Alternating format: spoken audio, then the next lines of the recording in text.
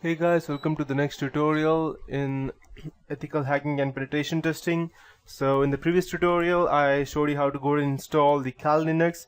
I'll continue with the installation of Windows 7 in this version, and I'll go and select install now.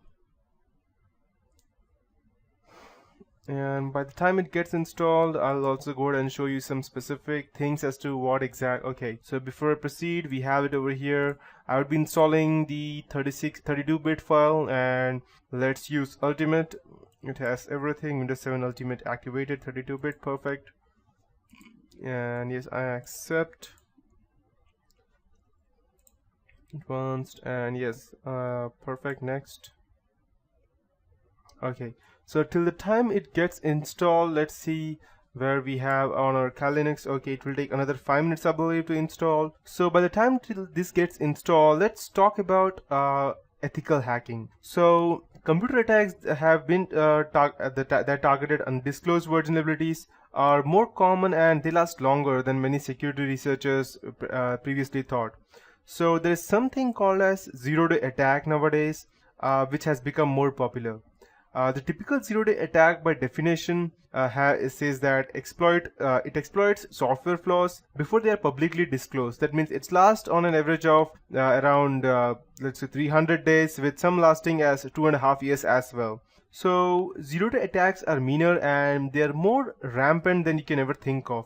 So you can say that researchers said that their findings suggest that this can be much danger than the normal. And zero-day attacks are difficult to prevent because they exploit unknown vulnerabilities for which there are no patches, no antivirus, or not even intrusion detection signatures. The one of the most famous virus that was created till now was the Stuxnet malware, which went ahead and you can say as it disabled the whole of nuclear research center of Iran. So, and it seems that as long as the software will have bugs and the development of exploits for new vulnerabilities will be a profitable activity, it will be exposed to zero-day attacks. So these are, there's some kind of viruses that you cannot go ahead and prevent it. So you need to make sure that whatever you're installing is foolproof, because it cannot be foolproof, but still you need to know that what you are trying to install and where you're going to connect. However, it is doubtful that repacking alone can account for an increase up to 5 orders of magnitude,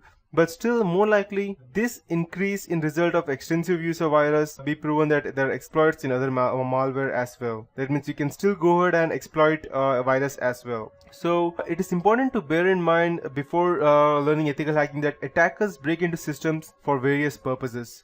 Therefore, it is important to comprehend how malicious hackers exploit systems and the probable reasons behind the attack. So if you know what you're doing, it's fine, but there are some people who don't know what they're doing, so it will be very hard for you to go and actually trace them. Ethical hacking is the process of checking and testing the organization network for possible loopholes and vulnerabilities. And that's what you would be doing once you go and learn this. The individuals or experts who perform ethical hacking are called as white hats. They perform hacking in ethical ways without causing any damage to computer system, and thereby increasing the security parameter of an organization. There are different types of hackers, some called as white hats, black hats, and there are even grey hat hackers. White hats are the people who do it for good. Black hats, obviously you must have guessed it right, that yes, they are the bad guys. And there are some people called as grey hat hackers. They can be called as hacktivists as well, or something like that. So we would be thinking in this tutorial as to how a black hat goes ahead and hacks into system, and the same way we would be using.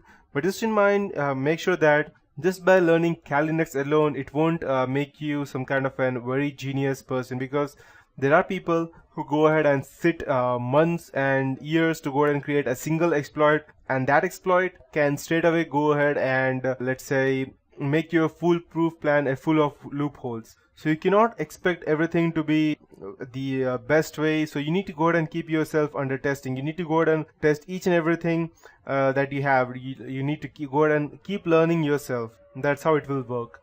So there is one question though, that why do people go ahead and hack other people's stuff? So in these tutorials further on, I would be using the specific terminologies which would be very much necessary for you to understand. So the first thing would be the hack value, and the hack value is a notion among all hackers that something is worth doing which is interesting. And hackers might feel that breaking down the toughest network security might give them great satisfaction, and that is something they have accomplished. Not everyone could do. That can be one of the reasons why they hack. Or another thing is an exploit. Exploit is defined as a way to breach security on an IT system through vulnerability. Vulnerability is a weakness in design and implementation error that can lead to unexpected or undesirable event. Let's say you have not yet patched your Windows 7 version or the Windows 8 version, or so that means that there can be a loophole in your security and it can still be hacked.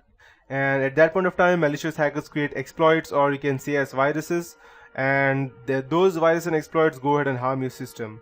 Then they have zero-day attacks. Zero-day attacks are those with that means they have not even known to normal people that okay, these are the kind of exploits that are there. And there's something also called as daisy chaining. Attackers who get away with database theft usually complete their task and backtrack to cover their tracks. By destroying logs, the attackers gain control of other systems and use them for malicious activities. It becomes difficult to identify these attackers as they use other systems to perform illegal activities than using their own. And the same can be done through Kali Linux. So let's check if, okay, so we have our Kali Linux installed, so let's go ahead and check it over here. Use a network mirror, no.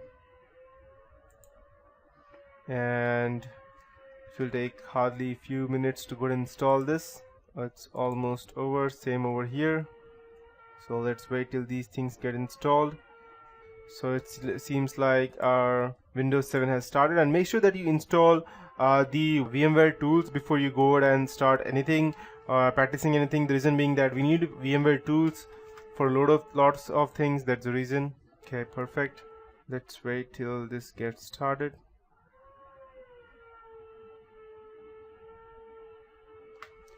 Seems like Windows 7 has started. Where are we on Kali Linux? It's still trying to configure the package manager.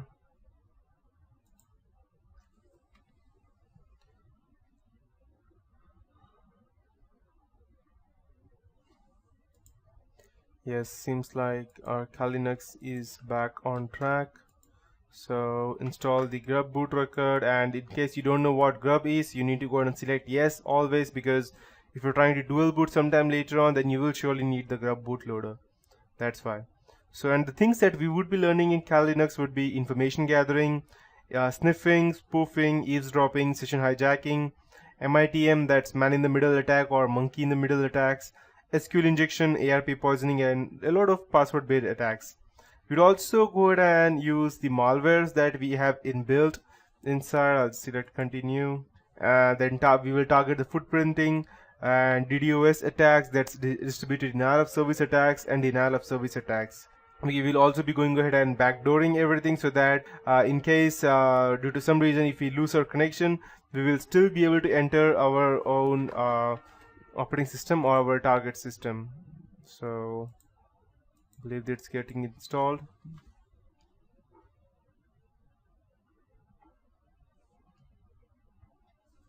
So let's check. Perfect. Seems like our Windows version is starting.